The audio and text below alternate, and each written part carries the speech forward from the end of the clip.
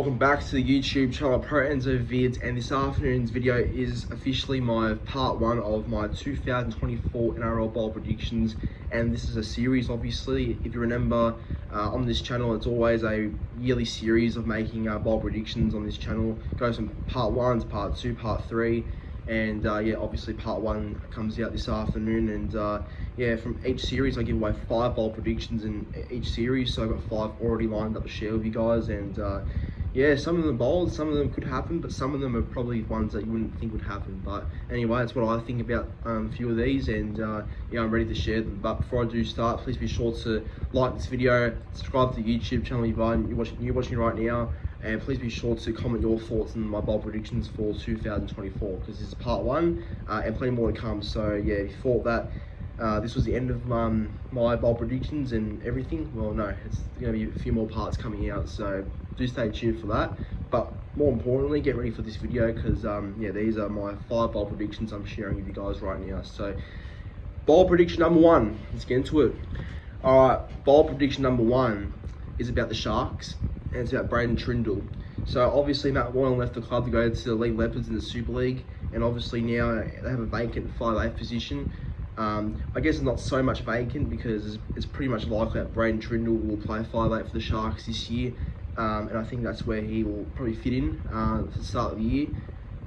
But I am not fully convinced that he will be the long-term 5'8". I've got a feeling that he will be okay in some games, but I don't see Braden Trindle being a real threat at 5'8", and I don't really see him holding his position for 2024.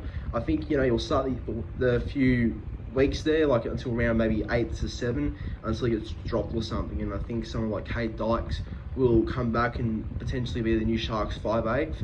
Or they've got a young guy called Niwai Puru, I hope I said that first name correctly, but he came from Penrith, and the Sharks signed him from the Penrith junior system just last year or the year before, and he's a very good player. So yeah, look, I just think that, you know, without Matt Moylan this year, and I know Matt Moylan was still in form, and I know Matt Moylan was losing, you know, form and not really being the same player he was a couple of years ago. But you got to think, Hines by himself is a bit of a risky thing, because I don't think Hines is really a good game manager by himself, because, you know, having Matt Moylan there for that experience, I think that really helped Hines play at his best, you know. And I think without Matt Moylan in 2022, I don't think Nico Hines would have won the Dally M, if I'm being honest, because could Hines really control that Sharks side and get the Dally M by himself in 2022? No, I don't think he could.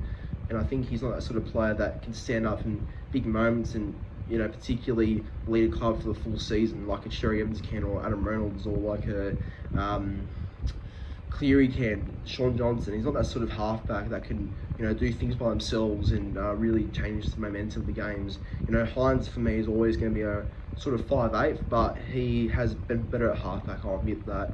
But the main thing is, though, that Braden Trindle will not last a season as a Sharks 5'8", and he'll be dropped as soon as form goes down for the Sharks, and as soon as he loses form himself, Trindle. So a bit harsh, but that's my first bowl prediction. So that's number 1. On to number 2. Number 2, I've got the Melbourne Storm missing the top 4 in 2024. So I know the year before in 2022 they weren't there anyway. They missed the top 4 because of injuries and stuff. But I reckon, and I know they made the top 4 last year, but I reckon this year they're missing the top 4 based on just loss of talent, I feel like. And don't get me wrong, they've still got heaps of talent. They've got, you know, Pappenhausen there. They've got Munster, Hughes, Grant, Nelson, you know, Remus Smith when he's fit, and they've got all these great players at the club still. But, and you know, I reckon they can still make the 8. Don't get me wrong, they can still make the 8, but I reckon they're not a top 4 team, in my opinion. I think their forward pack is looking really average too. I'm not a fan of their back rows, Katoa and Liero. If Blore signs, it's good, but I don't think Blore's any different to Liero or Katoa, in my opinion. He's no upgrade. And yeah, look, I don't know. I think Welch is aging a bit. I think Nelson's good, but not, you know, you need more players like Nelson in that team. Josh King's sound, but not a game changer lock. So I don't know. It's a tough one, because, you know, everyone writes off Storm, and everyone says Storm will finish outside the bottom 4. Finish outside the top 4, or struggle for once. But they never seem to really struggle unless there's injuries, or unless there's something that, you know, makes their form go down. But I know it's a risky one, this one, but I think Storm can finish around 7th, 6th or 5th in 2024. And I know if they finish 5th, that's not really much of a drop because it's one position outside the top 4. But look, everyone has them in their 4 pretty much. So I think they'll drop off a bit and finish outside the top 4. So I don't know. That's Bellamy's last season at the Storm, so a bit of a disappointing way to end his time there if they don't make the top 4. But that's what I'm predicting. So yeah, Storm to miss the top 4 in 2024.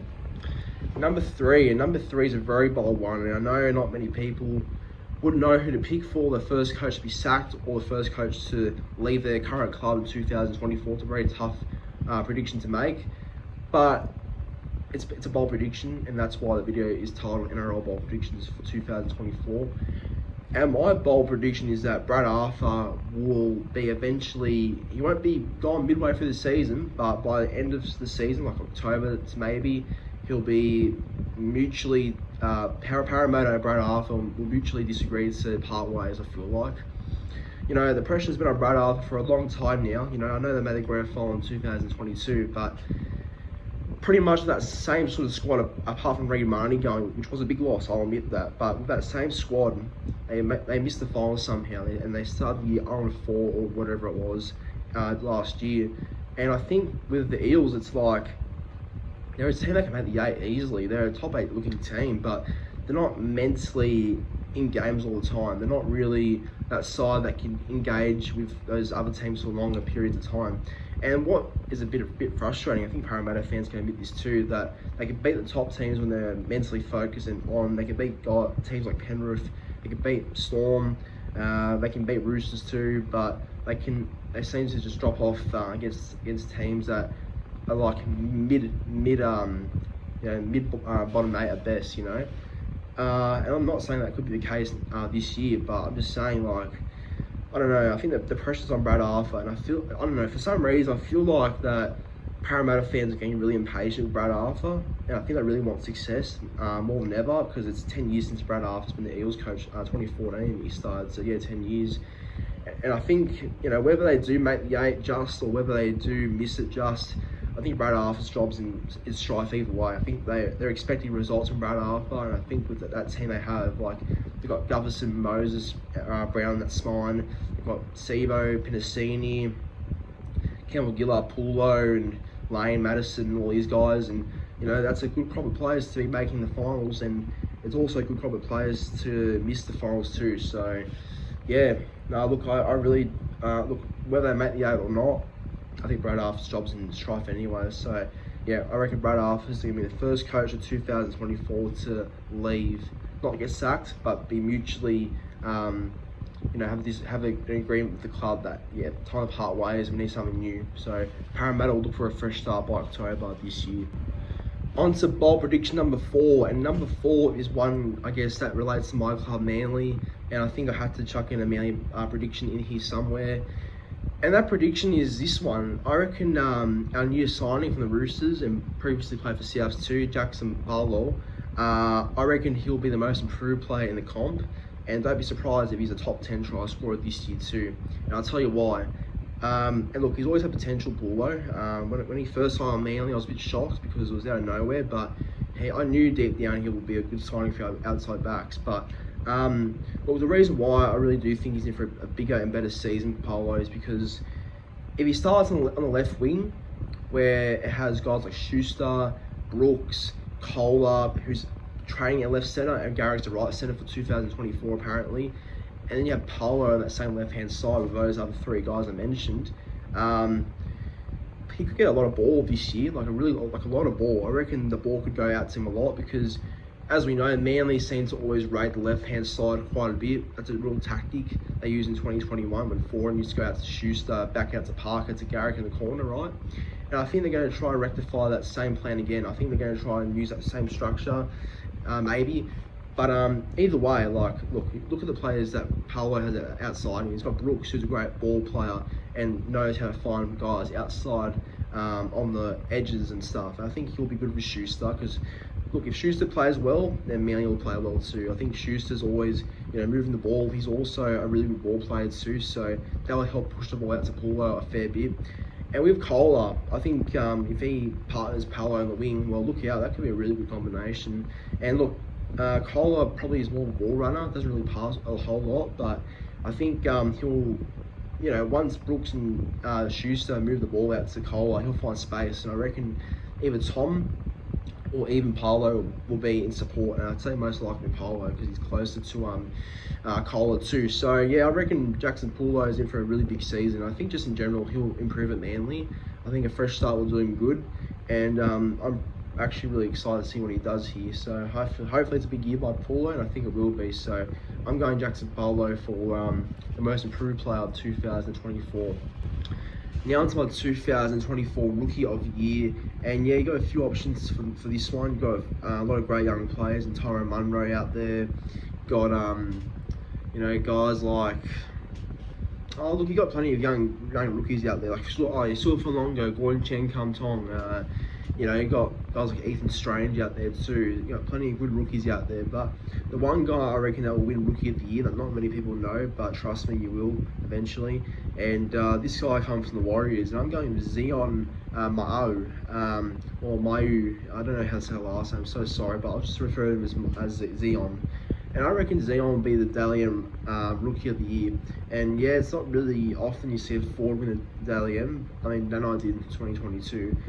But yeah, it's not often. But look, I am going to go with him for Dally M Rookie of the Year. Zion, yeah, I'll leave it at that. But look, you can see him in the bottom right corner there, who he is, and the name there too. But yeah, look, he's a good young kid. I think he's a big front rower. He apparently killed it in the reserve grade side of the Warriors this year. Is a bolter to potentially be in that Warriors team come round 1-2. So yeah, I think he's in for an exciting season, and I think you look out for him. If the Warriors go well, look out for him especially behind a really strong Warriors pack. So I'm going with Zion Mayu for Dally M Rookie of the Year. But yeah, everyone, that's my 2024 bold predictions series part 1. So yeah, I know a few bold predictions in there, but hey, it's all part of the game and all part of the video. But look, I hope you all enjoyed. Please be sure to like this video, subscribe to this channel if you haven't already, and please be sure to also comment your thoughts on some of my bold predictions if you agree with them or disagree with them. Either way, I'm happy to read what the viewers and the subscribers say. But thank you for watching, and everyone have a good afternoon and have a great weekend to part 2 of my bold predictions tomorrow, so stay tuned.